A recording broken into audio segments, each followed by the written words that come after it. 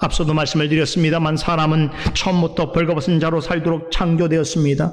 벌거벗은 것 자체는 부끄러운 것이 아니었던 것입니다. 사람이 이것을 부끄럽게 생각하게 된 것은 선악과 열매를 먹자 눈이 밝아진 이후부터였습니다. 다시 말해서 범죄한 후에 가지게 된 죄악된 감정입니다. 이제껏 벗고 살아왔고 그런 생활을 정상적인 것으로 알고 지내왔는데 죄를 범하고 나자 다른 사람 앞에서 벗고 있다는 것이 부끄러운 일로 생각했다는 것은 아담과 하와가 타락한 상태에 있다라고 하는 증거입니다. 죄로 말미암아 타락한 눈으로 바라보는 세계는 하나님의 온전한 통치 아래 있는 낙원에서의 삶의 방식과는 완전히 달랐습니다. 타락하기 전에 벗은 상태는 무엇을 덧붙일 필요가 없는 그 자체로 하나님의 형상을 드러내기에는 조금도 부족함이 없는 모습이었습니다. 그러나 타락한 후에는 하나님이 모든 피조물 가운데 돋보이도록 높여두셨던 그 사람의 존귀와 위엄의 자리에서 이제 땅바닥으로 곤두박질 쳐서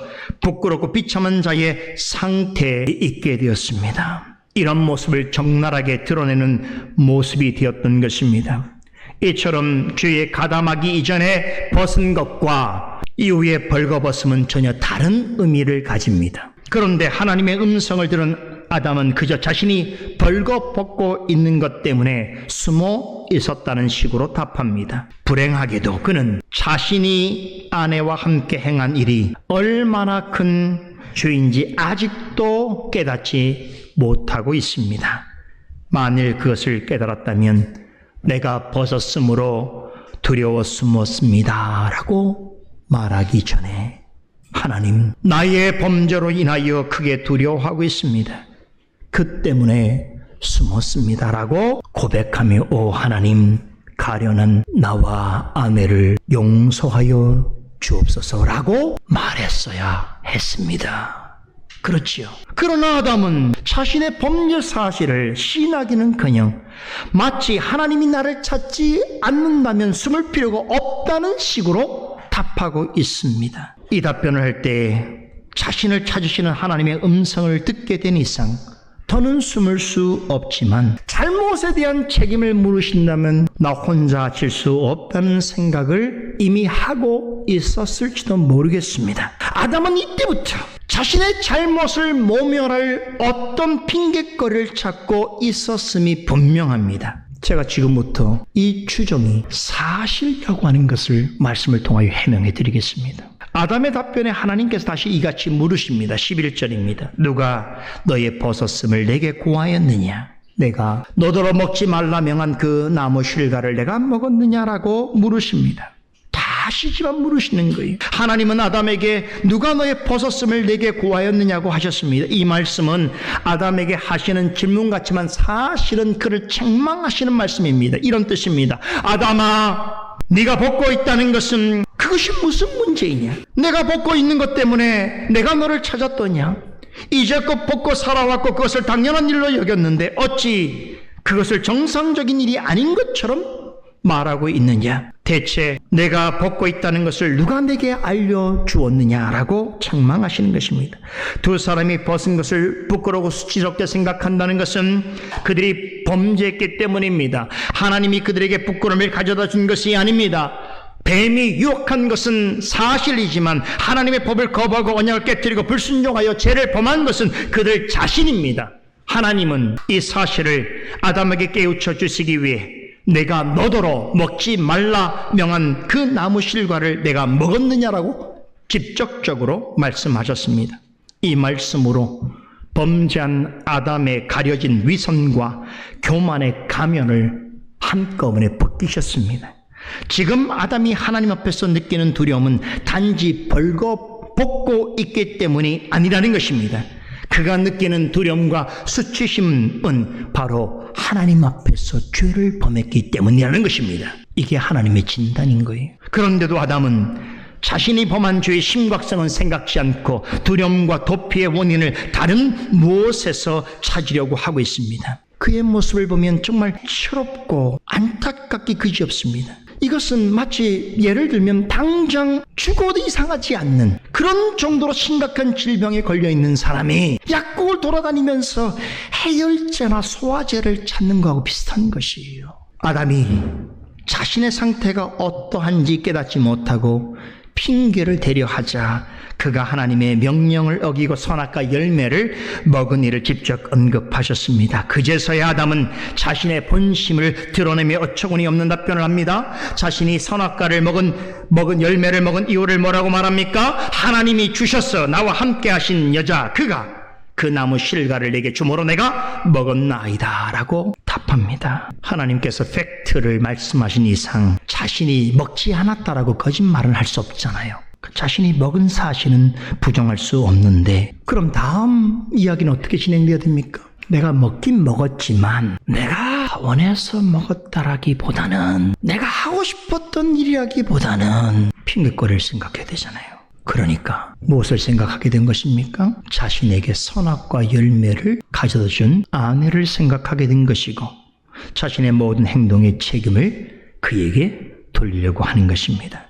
여러분, 아담이 그녀를 뭐라고 표현한지 보세요. 하나님이 주셔서 나와 함께 하게 하신 여자, 그 여자가 그 열매를 내게 주므로 내가 먹었다는 것입니다. 말은 사람의 인격을 드러냅니다. 아담이 한 말을 보면 타락한 이후에 그의 인격이 얼마나 심하게 손상되어 있는지를 가늠할 수 있습니다. 하나님의 낯을 피해 도망다니다 못해 이제는 선악과 열매를 먹은 책임을 자신의 아내에게 전가하고 있습니다. 그래서 엄연히 부를 이름이 있는 아내임에도 불구하고 하와라고 하는 이름을 부르지 않습니다. 자기 아내를 가리켜 그 여자라고 말합니다. 부부 사이도 서로 좋지 않으면 어떻습니까? 좋을 때는 당신, 여보, 달링 여러 애칭이 있겠죠. 근데 마음에 안 들면 저 남자, 저 여자, 그 남자, 그 여자가 되죠. 아담이 똑같아요.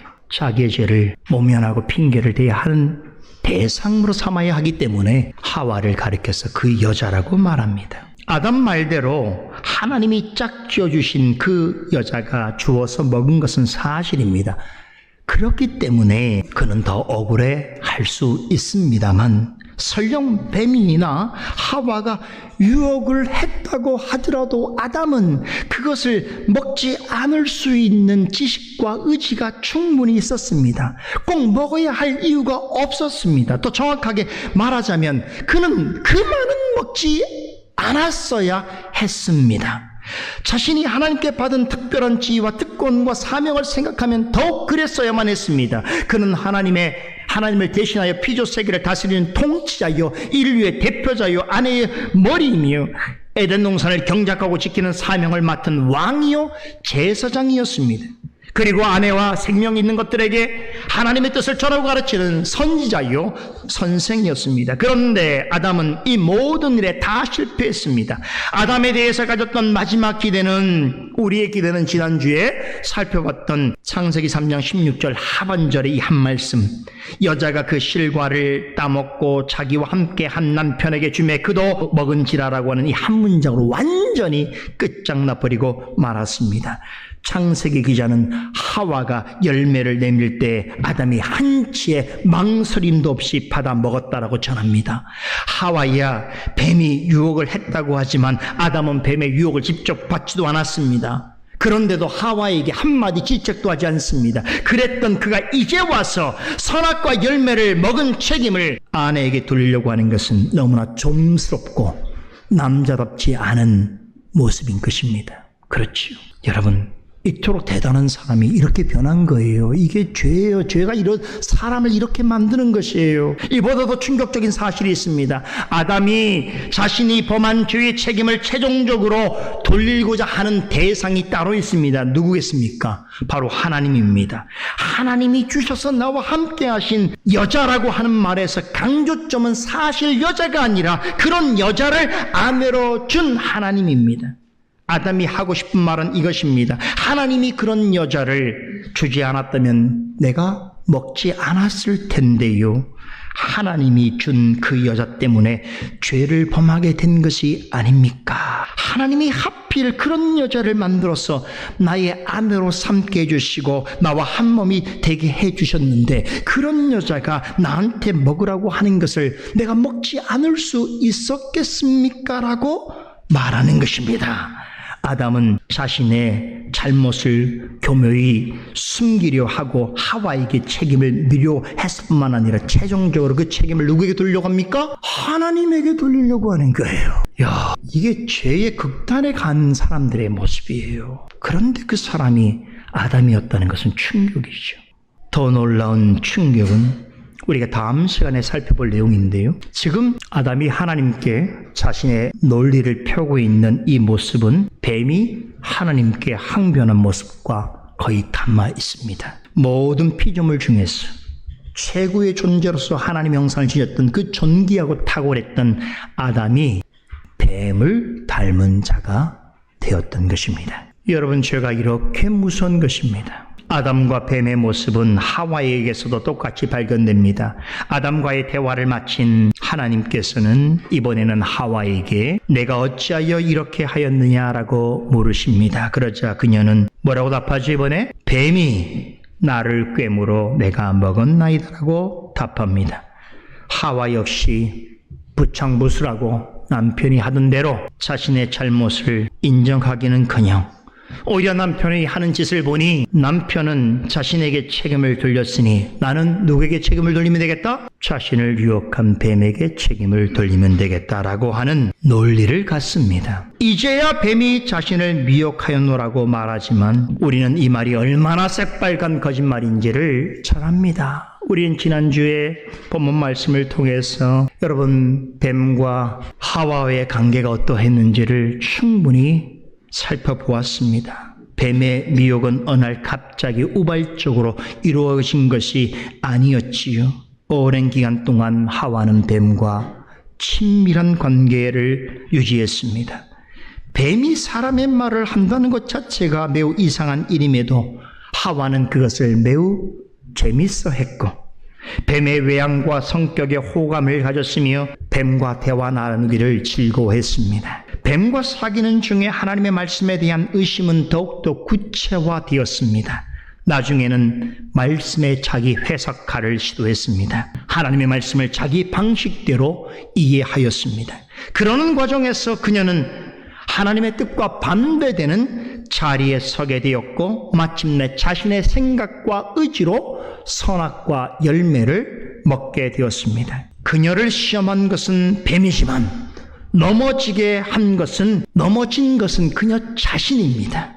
이를 두고 야고보서 사도는 야고보서 1장 14절에 오직 각 사람이 시험을 받은 것은 자기 욕심에 끌려 미혹됨이니라 라고 말씀합니다. 그녀가 뱀의 미혹을 받아 범죄한 것은 결국은 자기 욕심에 이끌린 탓이었던 것입니다. 그러므로 누구를 원망하거나 누구에게 책임을 돌릴 일이 입장이 아닌 것입니다. 그런데도 하나님께 죄를 자백하고 용서를 구하기는커녕 자기 책임을 모면할 일을 구상하고 누구에게 책임을 전가하려고 하는 계획부터 하고 있는 것입니다. 말씀을 마치겠습니다. 질문과 함께요.